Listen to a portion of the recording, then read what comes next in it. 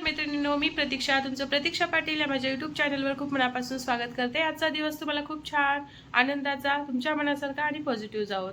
तर आता वाजलेले आहेत 12:30। आई गेली पप्पाचा टिफिन घेऊन, लेकरं दोन्ही झोपलेत। प्रांशूला मी आज आंघोळ घातली नाही, कारण 2 दिवस मलाही सर्दी होती, माझी सर्दी त्याला झाली आता, त्यामुळे त्याला आंघोळ घातल्यानंतर वाढेल या भीतीने मी त्याला आंघोळ आज घातली नाही।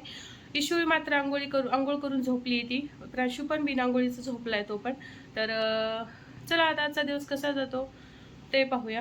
आज आईने भाजी मार्केटहून भाजीपाला आणला होता आणि भाजीपाला आणला, आमच्या घरामध्ये इतका धिंगाणा होता। मला ते सेपरेट करायचं काम होतं, चवळीच्या शेंगा सगळ्या एकत्र देतात त्या मार्केटमध्ये, असं सेपरेट देत नाहीत आणि कॅरी बॅग तर देतच नाहीत तिथे, त्यामुळे मग सगळं हिरव्या मिरच्या ते सगळंच मिक्स झालं होतं, मग ते सेपरेट करायचं होतं म्हणून सेपरेट करत होते मी। आणि प्रांशूचं आता असं काही टाकलं तर सगळ्या घरानं करून त्याचा खेळच तो असतो, इतका पसरावतो त्याला तो। आता तुम्हाला ते कसं पसरावून टाकलं तुम्हाला शॉर्टमध्ये दिस।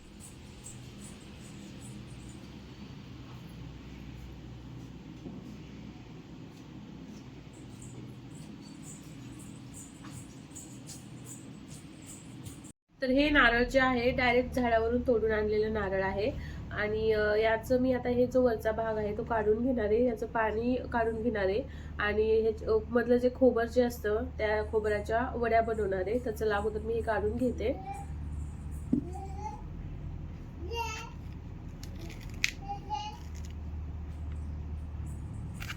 ॲक्च्युली हे नारळ जे आहे हे खास पाण्यासाठी बनवलेलं नाहीये। कोकणातले कसे आपण विकत घेतो ना ते नारळ पाण्याचं, त्याच्यामध्ये खूप पाणी असतं, पण यामध्ये थोडंसं पाणी येऊ आणि खोबर जास्त छान निघतं, म्हणजे गोड पण। त्या नारळामधलं पाणी मी काढून घेतलं जेवढं निघते तेवढं, आणि हे पाण्यासाठीचं नारळ नाहीच आहे, त्यामुळे जास्त खोबरच निघतं याच्यामध्ये, पाणी थोडंसं निघतं। तरी अर्धी वाटी ते निघालेलं आहे पाणी।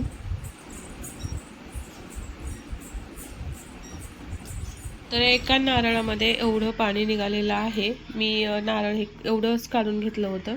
आता हे मी फोडून यामधलं खोबर काढून घेते, म्हणजे असे मी 4-5 नारळ मी फोडणार आहे। तर 5 नारळामध्ये किती खोबर निघतं हे तुम्हाला मी दाखवते।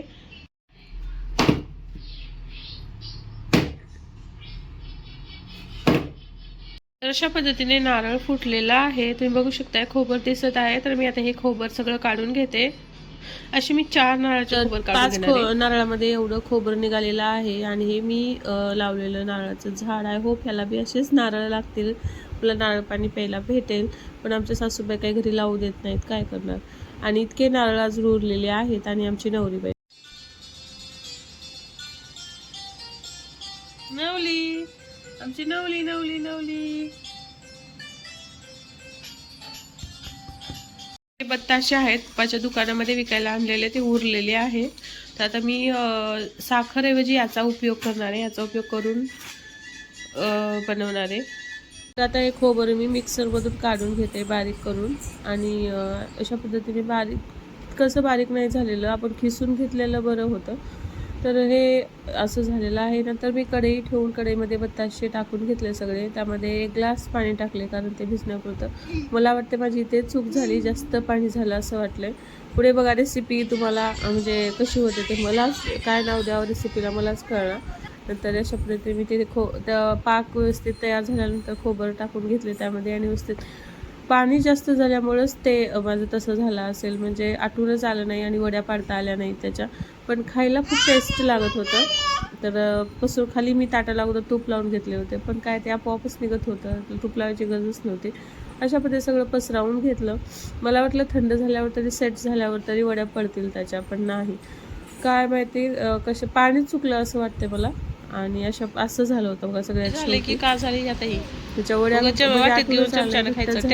थोडं शिजवले असते तर बरं झालं असतं। अजून पाणी जास्त मला काय या रेसिपीला काय नाव देऊ काय तेच समजत नाही।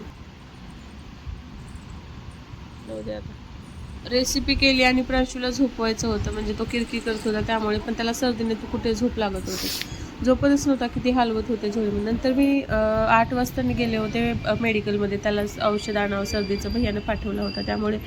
आणि जात तिथे एक मंदिर आहे जवळच इथे गल्लीमधले, आम्ही मंदिरात जायचं झालं की तिथेच जातो. महादेवाचं मंदिर आहे, तर तिथे दर्शन घेतलं बाहेरूनच आणि गेले. परत मेडिकलमध्ये गेले, मेडिकल उघडे होते आणि भैयानं जो दिला होता ते काय औषध भेटलं नाही, दुसरंच औषध दिलं, दुसऱ्या कंपनीचं घेतलं आणि घरी आले. मी घरी येताच आई आणि प्राशू तर माझी वाटच पाहत होते. तर चला उद्या भेटूया, बाय.